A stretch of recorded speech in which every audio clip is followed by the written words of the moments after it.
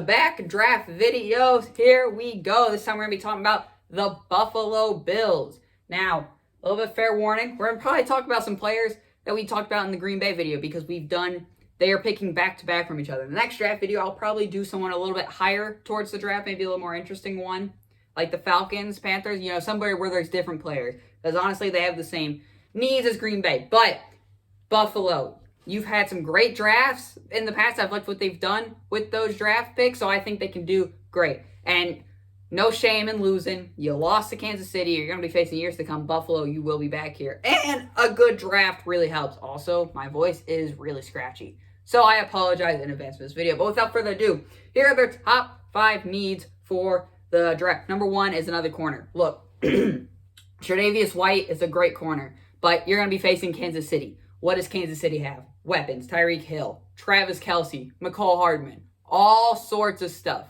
Okay? Lots and lots and lots and lots of weapons for the Kansas City Chiefs. So you need another corner. Tre'Davious White is really good. So I think you need to get another corner, and you need to slow down those weapons, which we saw in the AFC Championship they could not do. Number 2 is an offensive tackle. You got to protect Josh Allen. They looked outmatched. He was getting pressured from the Kansas City Chiefs. They have a good defensive front, too. Very underrated part of their team. So, yes, you protect Josh Allen. He's a great quarterback. Number 3 is a running back. They had no run game, and I think that was ultimately what killed them in the end. Josh Allen was their leading rusher in each of their 3 playoff games. They did not do good at all in those playoff games. So, you get a good running back. There are 2 really good ones that I think could easily fall to them. There's a lot there. Number 4 is edge rusher, okay? You got to get some more pass rush. I know their linebackers are good. They got a pretty good interior D-line, but off the edge, I'm just seeing no pressure coming from it. So you got to get a good edge rusher to help that defense out.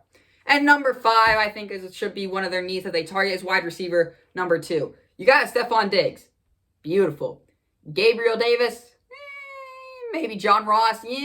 Maybe. Look, this guy's a speed guy. You got to get a number 2 receiver. The number 2 receivers always help. We saw with Green Bay. They didn't have a number 2 receiver, so obviously you could just stop Stephon Diggs, and then boom, there's their offense. Because Josh Allen was trying to make as much plays. No run game. No number 2 receiver. Didn't really help. So, now, let's get into the players who I think they were going to be drafting. Number 1, Najee Harris.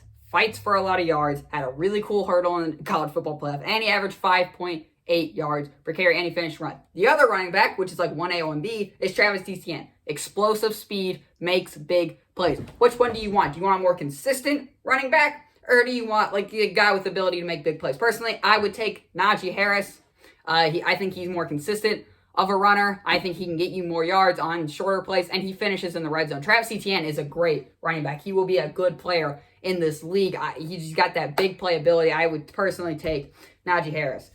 Corner now, you got Eric Stokes, who already talked about, Asante Samuel Jr., already talked about. So yeah, those are the corners who are projected to last to that round. In my Packers video, we talked about Eric Stokes and Asante Samuel Jr. I think they're good players. J.C. Horn could possibly last, but I don't think he will. He's too good of a player to last.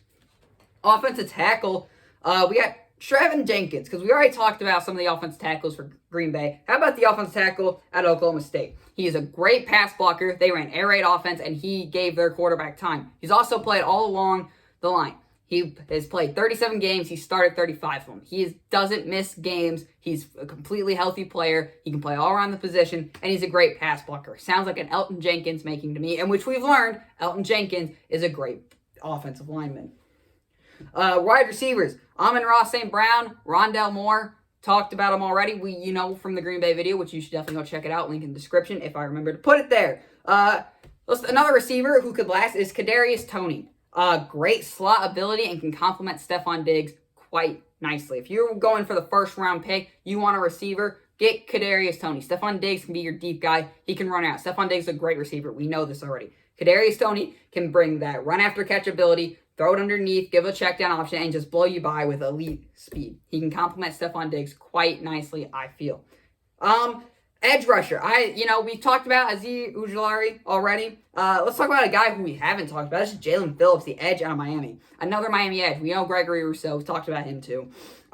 He makes plays in the run and the pass. And he also has experience on the interior D-line. Did pretty okay there. But if he can coach up his hand movements a little bit, he can get to the quarterback at elite level. he's already getting to the quarterback at a good level. I think he can really help this defensive line in there for Buffalo. So those are players who I think who are good fits for Buffalo. Let's get into the mock draft. The mock draft is simulated, of course, again, using the Draft Network. Link to their website will be in the description below. But I know there's needs, but if there's a best player available, like if he's like not on their league, like Nick Bolton, if he's a good linebacker and he's the best player available, I'm sure you gotta take him. So I didn't really talk about this, but top needs don't always go with top, like, best player available. Sometimes you do. You got to go with the best player available. There's some a higher need, but a worse player and a better player right there, like cornerback. There's not a great corner left for Buffalo to take, but there's a really good wide receiver that for some reason fell in the simulated mock draft. Then obviously you're taking the really good receiver. So that's just what I want to get out of the way now.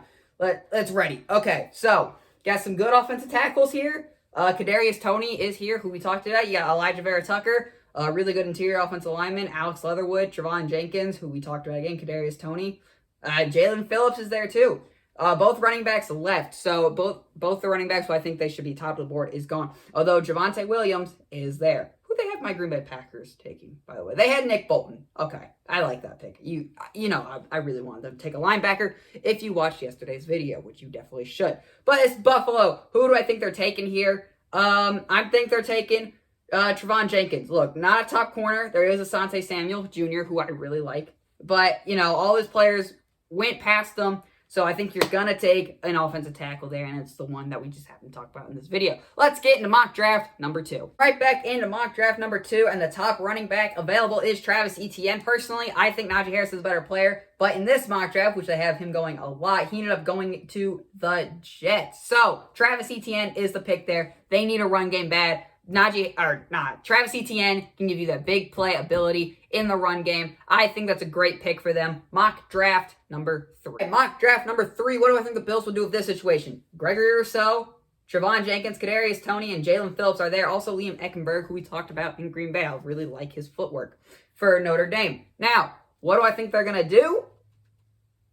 I think they would go with Jalen Phillips. Look, I know Gregory Rousseau is right there, and they played with him for Miami. But according to this, he's been falling down draft boards from what I've been told around the league. So I think they're going to go with Jalen Phillips. I think him and Rousseau have a similar skill set. I think ultimately who has the higher potential, right? Rousseau or Phillips? And I think Jalen Phillips has higher potential than Gregory Rousseau. One more mock draft unless something crazy, unrealistic happens. But if that doesn't happen, I will see you there. So I think for Buffalo, it's really going to come down to offensive tackle, edge, or wide receiver 2. Look, the best corner available is Asante Samuel Jr. and Eric Stokes. And you can absolutely reach for both of them if you're Green Bay and or Buffalo. But for this sake, I'm going to take Trevon Jenkins. I'm going to take Alex Leatherwood, offensive tackle out of Alabama, who we also talked about. So Buffalo, this is what I think your mock draft is. If you're a Bills fan, let me know what you guys think in the comments. Also, I'm going to have to cut this video off because my throat is really hurting. So I apologize. There are